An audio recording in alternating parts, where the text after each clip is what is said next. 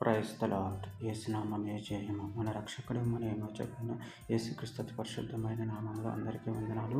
చిన్న ప్రార్థన ద్వారా ఉదయకాల వాక్య భాగం ధ్యానించుకుందాము. పరిశుద్ధుడా మహాగణుడైన దేవ యేసయ్య సర్వాధికారి ఆయన మీకే వేలాది వందనములు కృతజ్ఞత స్తుతి స్తోత్రం చెల్లించుకుంటాను దేవ ఉదయకాలం ప్రభు వాక్య భాగం ధ్యానిస్తుండగా వాక్య భాగం అర్థములు సహాయం చేసి మీ కృపలో బలపరిచి మీకు మాదిరిగా మమ్మల్ని నడిపించమని చిన్న ప్రార్థన యేసునామంలో అడిగి వేడుకుంటున్నాను తండ్రి. ఆమేన్ ఆమేన్. యోహాను సువార్త 8వ అధ్యాయం 24వ వచనం. కాగా మీ పాపముల నుండి మీరు చనిపోవద్దురని మీతో చెప్పితిని. నేను ఆయనని మీరు విశ్వసించని యెడల మీరు మీ పాపములోనే ఉండి చనిపోవద్దురని వారితో చెప్పాను. ఆమె దేవుడి వాక్య భాగం దీవించును కాక. ప్రభునందు ప్రియులారా, ఇక్కడ వాక్య భాగంలో గమనించినట్లయితే కాగా మీ పాపములలోనే ఉండి మీరు చనిపోవద్దురని మీతో చెప్పితిని. నేను ఆయనని మీరు విశ్వసించని యెడల మీరు మీ పాపములోనే ఉండి చనిపోవద్దురని వారితో చెప్పాను. అదేవిధంగా వాక్య భాగాన్ని గమనించినట్లయితే యోహాను సువార్త 3వ అధ్యాయం 18వ వచనంలో ఆయనను విశ్వాసం ఉంచువానికి తీర్పు తీర్చబడదు. విశ్వసింపని వాడు దేవుని అద్వితీయ కుమారుని నామమందు విశ్వాసం ఉంచలేదు కనుక వానికి ఇంతకు మునిపే తీర్పు తీర్చబడిన. యోహాను సువార్త 3వ అధ్యాయం 36వ వచనం. కుమారుని విశ్వాసం ఉంచువాడు నిత్య జీవము కలవాడు, కుమారునికి విధేయుడు కాని వాడు జీవము చూడడు గాని దేవుని ఉగ్రత వాని మీద నిలిచి ఉండును.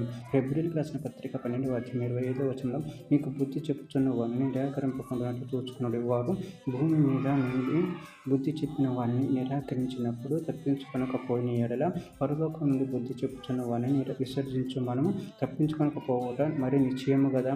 ద్వితీయోపదేశకాండం 32వ అధ్యాయం 39వ వచనం. ఇదిగో నేనే దేవుడు, నేను తప్ప వేరొక దేవుడు లేడు. మృతులను నందించేవాడును బ్రతికించేవాడు నేనే, గాయపరచువాడును స్వస్థపరచువాడు నేనే, నా చేతిలో నుండి విడిపించేవాడెవడనూ లేడు. హెజ్కేలు గ్రంథం 33వ అధ్యాయం 9వ వచనం. అయితే ఆ దుర్మార్గుడు తన దుర్మార్గతను విడవవలెను. నువ్వు అతన్ని హెచ్చరిక చేయగా అతడు తన దుర్మార్గతను విడవని యెడల అతడు తన దోషమును బట్టి మరణం నొందును గాని నువ్వు నీ ప్రాణమును దక్కించుకొందువు. యోహాను సువార్త 10వ అధ్యాయం 25వ వచనం. అందుకు యేసు మీతో చెబుతుని గాని మీరు నమ్మరు. నేను నా తండ్రి నామమందు చేయుచున్న క్రియలు నన్ను సాక్ష్యమిచ్చుచున్నవి.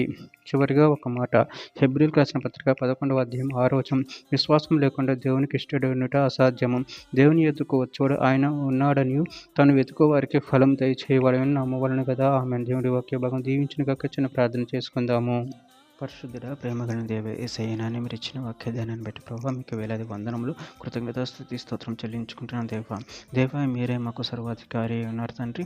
నీ నామం విశ్వసించి నిన్ను మహిమపరచి గణపరచారు శక్తిని బలాన్ని మాకు అనుగ్రహించండి. మీ ప్రేమ కృపను బలపరచమని చిన్న ప్రార్థన నామంలో అడిగి వేడుకుంటున్నాను తండ్రి. Amen amen amen.